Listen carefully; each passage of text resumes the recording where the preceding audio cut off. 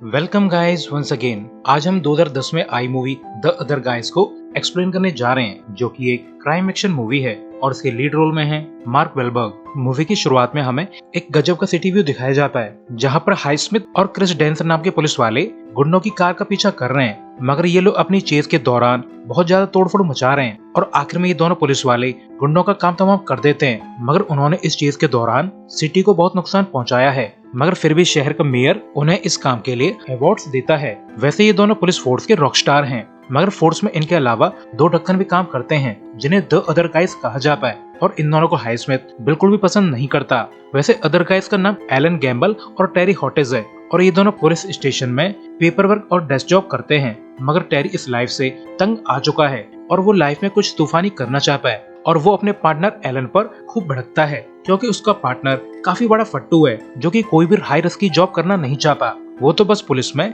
Desk job करना चाहता है। मगर फिर एलन टेरी को कई सारे तरीकों से परेशान करने के प्लान्स बनाने लगता है। यानी एलन काफी ज्यादा स्मार्ट है, मगर जो भी हो वो एक डरपोक है। इसके बाद हमें लैंडल ग्लोबल की सीईओ पेमिला और इन्वेस्टमेंट बैंकर डेविड से रिलेटेड न्यूज दिखाई जाती है, जहां पर इनकी बहुत तारीफ हो रही है, मगर असल में इनका बिजनेस काफी घाटे में चल रहा है। इसके बाद हमें पुलिस थाने का एक रूम दिखाया जाता है, जहां उन लोगों की काउंसलिंग होती है जिन्होंने अपने पुलिस कैरियर में अपनी गन का मिसयूज किया है, जहां पर लोग बड़े शान से बता रहे थे कि कैसे उन्होंने अपनी गन से गुंडों को उड़ाया था। और यहाँ पर टेरी भी मौजूद है, जो अपनी स्टोरी बताते हुए बोलता है कि कुछ समय पहले वर्ल्ड सीरीज गेम के दौरान मैं टनल की ड्यूटी पे था, तो मैंने एक सस्पिशियस आदमी को देखा, तो मैंने उसे डराने की कोशिश की, मगर न जाने कैसे गोली चल गई और चेक करने में पता चला कि वो आदमी तो एक मशहूर प्लेयर था, और तब से मेरी जॉब की ऐसी तैसी हो गई और इवन मेरी गन को भी छीन लिया गया। वहीं दो पुलिस वाले एलन को काफी चढ़ा रहे थे और वो हवा में फायर करने के लिए एलन को मना लेते हैं, और जब एलन ऐसा करता है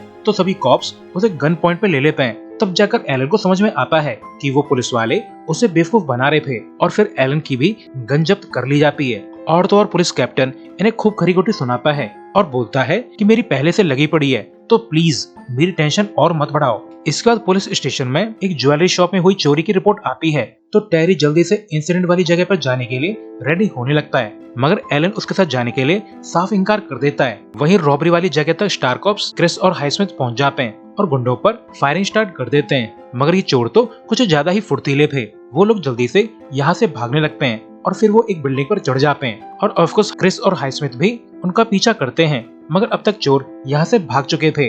मगर इन दोनों को न जाने क्या सोचती है, वो लोग बिल्डिंग पे से उड़ी मार देते हैं और बेशक स्ट्रीट पर उनका पोस्टर सा छप जाता है, मगर ये समझ में नहीं आ रहा कि इन लोगों ने जंप क्यों लगाई, खामखा निपट गए। इसके बाद इन स्टार कॉप्स का फ्यूनरल होता है, जहाँ टेरी काफी कंफ्यूज्ड है कि उन दोनों पुलिस वालों ने 20th फ्लोर से नीचे जंप क्यों लगाई। मगर ये सब टेरी को फेमस होने का अच्छा मौका दिख रहा था, क्योंकि अब पुलिस थाने में स्टार कॉप्स की जगह खाली हो चुकी है। यानी अगर टेरी और एलन अगर कुछ बड़ा करें तो वो लोग अब फेमस हो सकते हैं। मगर एलन का इस प्लान में कोई भी इंटरेस्ट नहीं है, क्योंकि वो रिस्की काम से जरा सा बचकर ही रहता है। इसके बाद पुलिस कैप्टन कुछ पुलिस वालों से रॉबरी वाला केस सॉल्व करने के लिए कहता है, और इन पुलिस वालों में टेरी और एलन भी शामिल हैं। नेक्स्ट डे पुलिस स्टेशन में एक क्राइम रिपोर्ट आती है, और एज यूजुअल एलन रिस्की जगह पे जाना नहीं चाहता, मगर टेरी उसे गन पॉइंट पे लेकर उसे धमकाने लगता है कि क्राइम सीन पर मेरे साथ चलो, वरना तुम्हारी बम्पी पे गोली मार दूंगा। तो बेचारा एलन मान जाता है, और कोइंसिडेंटली मार्टिन और फेजो नाम के पुलिस वाले भी क्राइम सीन की तरफ जा रहे थे। मगर क्राइम सीन पे जल्दी पहुंचने के चक्कर में एलन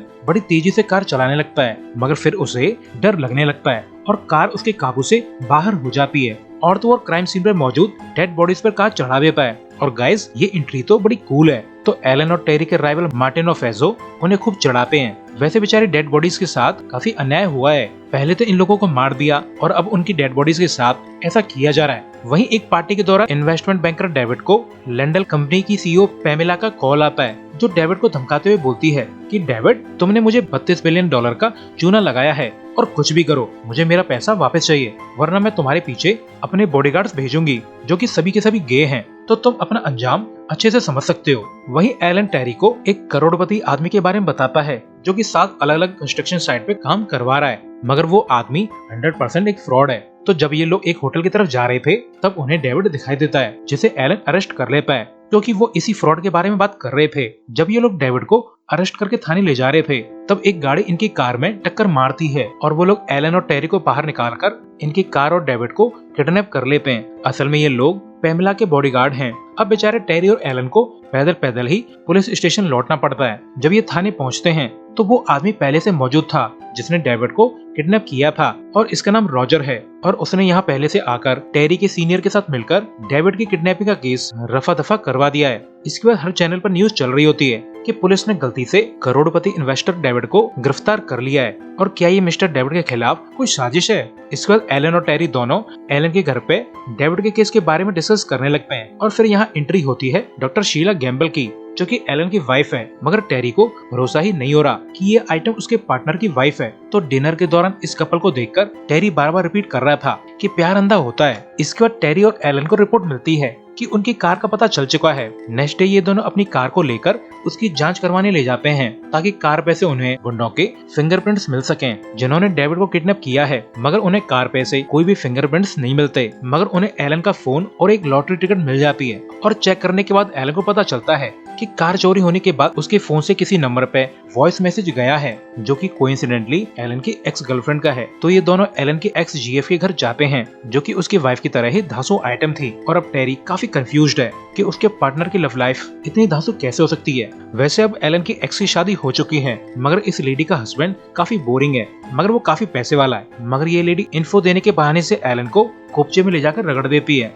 तो एलन लेडी का फोन चुरा के यहाँ से भाग निकलता है। इसके बाद टेरी एलन से लड़कियों को पटाने के लिए टिप्स एंड ट्रिक्स लेने लगता है और इसके बाद ये लोग उस लेडी के फोन से कॉल रिकॉर्डिंग चेक करते हैं जहाँ उन्हें पता चलता है कि डेविड कुछ चोरियां करवा रहा है और उसने किसी को $32 बिलियन लौटाने हैं। असल में गाइस, जब गुंडों ने एलन की कार चुराई थी तब एलन के फोन पर वॉइसमेल चालू हो गया था जो कि उसकी एक्स जीएफ को जाने वाली थी। यानी गुंडों ने जो भी बातें कार में की वो एज अ वॉइसमेल एलन के एक्स जीएफ के फोन पर एज वॉइसमेल चली गई थी और इसलिए ही एलन और टेरी को उस लेडी के घर जाना पड़ा। इसके बाद इन दोनों को पता चलता है कि डेविड स्टेट लॉटरी के साथ भी कुछ फ्रॉडगिरी करने वाला है। इसके बाद एलन टेरी को बताता है कि न्यू जर्सी में एक अकाउंटिंग फर्म है जिसका इकलौता क्लाइंट डेविड है और हमें वहाँ पे जाकर पता लगाना होगा कि आखिर चल क्या रहा है। मगर इस बात का इन दोनों को अंदाजा नहीं है कि उन पर नजर रखी जा रही है। इस पर नेक्स्ट डे ये लोग न्यू जर्सी के लिए निकल जाते हैं जहां एलन टेरी को 6 महीने पुराना न्यूज आर्टिकल दिखाते हुए बोलता है कि लॉटरी वाले $32 बिलियन इन्वेस्ट करने जा रहे हैं। एलन बोलता है कि टेरी, तुम समझ रहे हो ना, लॉटरी वाले इन्वेस्ट करना चाहते हैं और डेविड एक इन्वेस्टर है। तो ये क्लियर हो रहा है कि इन लोगों के बीच में कुछ तो खिचड़ी पक रही है। इसके बाद जब ये लोग अकाउंटिंग फर्म के पास पहुंचते हैं तभी फर्म में एक तगड़ा ब्लास्ट होता है जिससे फर्म की धज्जियां उड़ जाती हैं और धमाके से एलन और टेरी के कान टी कर जाते हैं। और वैसे ही धमाका उसी आदमी ने किया है जिसने डेविड को किडनैप किया था, यानी कि रॉजर, और वो यहाँ पे डेविड से रिलेटेड सबूत मिटाने आया है। इस वक्त एलन टेरी से बोलता है कि मेरी लाइफ का मोटो है कि रिस्की काम से दूर रहो और अब मैं उसे सही तरीके से फॉलो करने वाला हूँ और आगे से मैं तुम्हारे साथ किसी भी रिस्की काम पे जाने नहीं वाला। मगर टेरी पूछता है कि ऐसा क्यों है। तो एलन उसे अपनी पास्ट लाइफ की कहानी सुनाता है कि जब मैं कॉलेज में था तब मेरी एक फ्रेंड थी जो कि लड़कों के साथ डेट्स पे जाकर पैसे बनाती थी। तो उसने मेरी हेल्प मांगी तो फिर मैंने लड़कों के साथ उसकी डेट्स अरेंज करवाना चालू कर दिया और फिर धीरे धीरे उसके फ्रेंड्स भी इस डेट प्लान में शामिल होने लगी और कुछ ही दिनों में हम खूब सारा पैसा बनाने लगे और मैं पूरी तरह से एक एजेंट बन गया था। मगर एक दिन कुछ लड़कों ने मेरी खूब मार लगाई तो मुझे हॉस्पिटल में भर्ती कर दिया गया जहाँ पर शीला से मेरी मुलाकात हुई जिसे देखते ही मुझे प्यार हो गया और तब मैंने कसम खाई कि मैं कोई भी रिस्की काम नहीं करूंगा। इसके बाद एलन और टेरी डेविड के ऑफिस पहुंच जाते हैं तो टेरी डेविड से बोलता है कि हम तुम्हारे बारे में काफी कुछ जानते हैं। मगर तभी डेविड इन्हें मैच की 2 टिकट दिखाकर बोलता है कि क्या तुम इन टिकट्स के बदले पुरानी बातें भूल सकते हो। तो ये दोनों बड़ी आसानी से ये घूस ले लेते हैं। मगर जब ये घर लौट के आ रहे थे तब 2 बाइक राइडर्स इन पे हमला कर देते हैं मगर टेरी बड़ी आसानी से इन्हें हैंडल कर लेता है। मगर तभी कुछ गुंडे पीछे से आकर इन्हें इलेक्ट्रिक शॉक देकर बेहोश कर देते हैं। इसके बाद गुंडे एलन और टेरी को उनकी कार के साथ एक ट्रेन पे लोड कर देते हैं और शहर से बाहर इन्हें भेज देते हैं। इसके बाद एलन पुलिस कैप्टन को कॉल करके बताता है कि कैप्टन, हम लोगों का किडनैप हो गया है मगर गुंडे तो भले लोग थे, उन्होंने हमें बिना नुकसान पहुंचाए लास वेगास भेज दिया है और हम 1-2 दिन एंजॉय करके वापस आ जाएंगे। इसके बाद जब एलन और टेरी पुलिस थाने लौट कर आते हैं तो 2 बड़े अधिकारी उनसे बोलते हैं कि ऊपर से ऑर्डर आए हैं कि तुम लोग डेविड के केस को बंद कर दो। इसका कैप्टन इन दोनों से बोलता है कि इस केस को क्लोज करो और सारे एविडेंस SEC डिपार्टमेंट के हवाले कर दो और अगर वो लोग मूड में होंगे तो वो लोग इस केस को सॉल्व कर देंगे। इसके बाद डिनर के दौरान शीला एलन को खुशखबरी देती है कि वो प्रेग्नेंट है मगर एलन ये सुनकर भड़क जाता है और डायरेक्टली पूछता है कि ये किसका बच्चा है। क्योंकि मुझे अच्छे से ध्यान है कि मैंने काफी समय से अंधेरे में तीर नहीं मारा है। तो लेडी गुस्सा होकर एलन को घर से बाहर निकाल देती है। तो टेरी एलन को एक बार में मौज मस्ती कराने ले जाता है। अगले दिन टेरी और एलन पुलिस कैप्टन की बताई जगह पर डेविड से रिलेटेड सभी एविडेंस जमा करने चले जाते हैं। मगर इनकी बदकिस्मती, यहाँ पर इन दोनों को डेविड का लॉयर मिलता है। तो टेरी को अंदाजा हो जाता है कि ये सभी एविडेंस डिस्ट्रॉय होने वाले हैं। इसके बाद पुलिस थाने में रिपोर्ट आती है कि एक आदमी बिल्डिंग से कूदकर सुसाइड करने जा रहा है। तो ये दोनों जल्दी से इंसिडेंट वाली जगह पे पहुंच जाते हैं और वो देखते हैं कि सुसाइड करने वाला आदमी तो डेविड का लॉयर है, जैसे कुछ देर पहले ही इन लोगों ने डेविड से रिलेटेड एविडेंस दिए थे। तो ये लोग लॉयर से नेगोशिएट करके उसे सुसाइड न करने के लिए मनाने की कोशिश करते हैं, मगर लॉयर इनकी बात पे ध्यान नहीं देता और वो नीचे कूद जाता है और ऑफकोर्स वो मारा जाता है। इसके बाद एलन और टेरी को डिमोट करके सेपरेट कर दिया जाता है और अब बेचारा टेरी ट्रैफिक पुलिस वाला बन गया है। वहीं एलन अपने फ्री टाइम में डेविड के केस की इन्वेस्टिगेशन जारी रखता है और फिर इसके बाद ये दोनों टेरी के घर में उसकी खटिया के नीचे बातचीत करते हैं। एलन बताता है कि वो चोरी जिसके दौरान स्मिथ और क्रिस मारे गए थे वो तो बस एक दिखावा था, असली प्रॉब्लम तो ज्वेलरी शॉप के बगल वाली बिल्डिंग में हुई थी। एलन बोलता है कि तुम्हें पता है उस बिल्डिंग में लैंडल कंपनी के अकाउंट बुक्स रखी जाती हैं और मुझे पता चला है कि हाल ही में डेविड ने लैंडल कंपनी को $32 बिलियन का घाटा करवाया है और मेरा मानना है कि चोरी तो बहाना था। असल में डेविड ने शॉप के बगल वाली बिल्डिंग में मौजूद लैंडल कंपनी के अकाउंट बुक्स में कुछ फेरबदल करवा दिए थे और वो कंपनी इस घाटे को पब्लिक से छुपाना चाहती है। और मुझे अभी खबर मिली है कि कल डेविड किसी के साथ मीटिंग करने वाला है जहां वो इन्वेस्टर को इन्वेस्ट करने के लिए बेवकूफ बनाएगा और हमें ये सब रोकना होगा। मगर सरप्राइजिंगली टेरी बोलता है कि एलन, मुझे अपनी न्यू ट्रैफिक पुलिस जॉब पसंद है और अब मैं और खतरा उठाना नहीं चाहता। मगर इस बार तो उल्टा हो जाता है। एलन टेरी पे गन तान कर बोलता है कि चलो मेरे साथ। तो ये लोग सीधा कैप्टन के पास जाकर पूछते हैं कि हमें डेविड के केस से आखिर दूर क्यों रख रहे हो। तो कैप्टन बोलता है कि मेरी एक बीवी है और बहुत सारे बच्चे हैं जिनकी मुझे परवाह है और मैं मरना नहीं चाहता और तुम्हें पता होना चाहिए कि डेविड की पहुंच बहुत ऊपर तक है। तो जब तक तुम्हारे पास कोई ठोस सबूत न हो तब तक मेरे पास मत आना, क्योंकि मैं इस झमेले में फंसना नहीं चाहता। तो ये दोनों उस बिल्डिंग के पास जाने लगते हैं जहाँ पर डेविड न्यू इन्वेस्टर को ठगने वाला है। मगर मीटिंग के दौरान इन्वेस्टर से ज्यादा डेविड के क्रेडिटर आ जाते हैं, यानी वो लोग जिनका पैसा डेविड ने ठगा है। वहीं अब टेरी और एलन इस बात से परेशान है कि डेविड इस बार आखिर किसे ठगने वाला है। तो जब ये लोग मीटिंग तक पहुंचते हैं तो ये लोग दंग रह जाते हैं, क्योंकि यहाँ पर न्यूयॉर्क पुलिस डिपार्टमेंट का ट्रेजरर भी मौजूद था और डॉक्यूमेंट को देखने पे पता चलता है कि डेविड पुलिस के पेंशन फंड को टारगेट कर रहा है, जो कि सरप्राइजिंगली $32 बिलियन है। तो जब गुंडों को लगता है कि उनका भांडा फूटने वाला है तो वो लोग टेरी और एलन पर गन तान देते हैं और फिर यहाँ पर तगड़ी गन फाइट चालू हो जाती है। खैर, ये सभी लोग अंधाधुंध गोलियां चला रहे थे और इस सब में टेरी मस्त स्टाइल से गोलियां चला रहा था और इस सब का फायदा उठाकर एलन डेविड को किडनैप कर लेता है और टेरी भी जैसे तैसे करके यहाँ से भाग निकलता है। तो अब डेविड काफी घबराया हुआ है कि उसके क्रेडिटर उसे अब जिंदा नहीं छोड़ेंगे। तो वो एलन और टेरी को बताता है कि मेरे पास एक छोटा सा अपार्टमेंट है जिसमें मैं मौज मस्ती करता हूँ, चलो वहाँ जाके छुप जाते हैं। इसके बाद डेविड इन्हें बताता है कि मैंने अपने इन्वेस्टर्स का काफी सारा पैसा गवा दिया है और अब उन्हें अपना पैसा वापस चाहिए। वैसे मेरे लॉयर को पता चल गया था कि मैं इन्वेस्टर्स के अकाउंट में गड़बड़ी कर रहा हूँ, तो हमें उसे मारना पड़ा और उसे सुसाइड के लिए हमने मजबूर किया था।